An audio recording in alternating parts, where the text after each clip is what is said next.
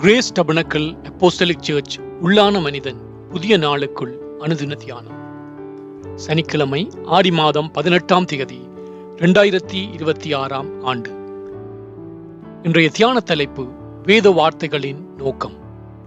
இன்றைய தியான வசனம் மத்தேயு 16ஆம் அதிகாரம் 26ஆம் வசனம். மனுஷன் உலகம் முழுவதையும் ஆதாயப்படுத்திக் கொண்டாலும் தன் ஜீவனை நஷ்டப்படுத்தினால் அவனுக்கு லாபம் என்ன? தியானம். வேத வார்த்தைகள் விசுவாசிகளை நித்திய ஜீவனுக்கு வழிநடத்துகின்றது. அதுவே வேத வார்த்தைகளின் பிரதான நோக்கமாகும்.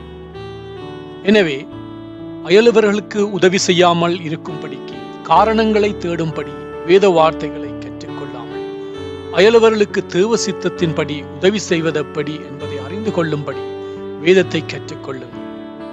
அதனால் உலகம் முழுவதும் என்னுடைய தோளின் மேல்தான் இருக்கின்றது. உலகத்தில் உள்ள எல்லா வறியவர்களுக்கு உதவி செய்வது என்னுடைய பொறுப்பு. உலகம் முழுவதும் நற்செய்தியை பிரசங்கிப்பது என்னுடைய கையில்தான் இருக்கின்றது என்று சிலர் எண்ணிக்கொண்டு தங்கள் இருதயங்களிலே குழப்பமடைந்து கொண்டிருப்பது போல நீங்கள் குழப்பமடையாமல் உங்கள் அழைப்பையும் தெரிந்து கொள்ளுதலையும் உறுதிப்படுத்திக் கொள்ளுங்கள். பிரதானமான அழைப்பு பரலோகத்திலே நித்திய ஜீவனை அடைவது. அந்த பிரதானமான நோக்கத்துக்குள் இந்த பூமியிலே நாம் வாழும் வரை நடத்தி முடிக்க வேண்டிய கிரியைகள் உண்டு. அவைகள் நம்முடைய விருப்பத்தின்படி அல்ல, மற்றவர்களால் ஏற்றுக்கொள்ளும்படி அல்ல, தேவ சித்தத்தின்படி தேவனுக்கு ஏற்புடையதாக இருக்கும்படி நற்கிரியைகளை நாம் நடப்பிக்க வேண்டும்.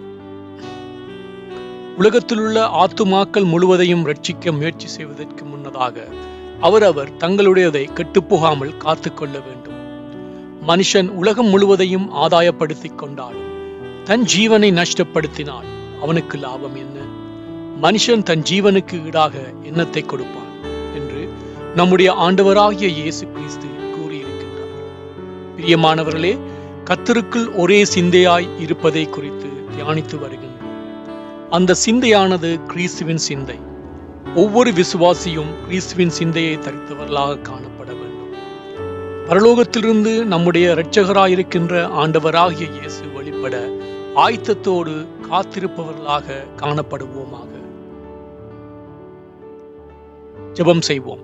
அன்பின் தேவனே, என்னை குறித்து எண்ண வேண்டியதற்கு மிஞ்சி எண்ணாமல் எனக்கு நீர் பகிர்ந்த விசுவாசத்தின் அளவின்படியே தெளிந்த எண்ணமுள்ளவனாயிருக்க எனக்கு உணர்வுள்ள இதயத்தை தந்தருள்வீராக. இரட்சகர் இயேசு வழியாக ஜெபிக்கின்றேன். ஆமேன்.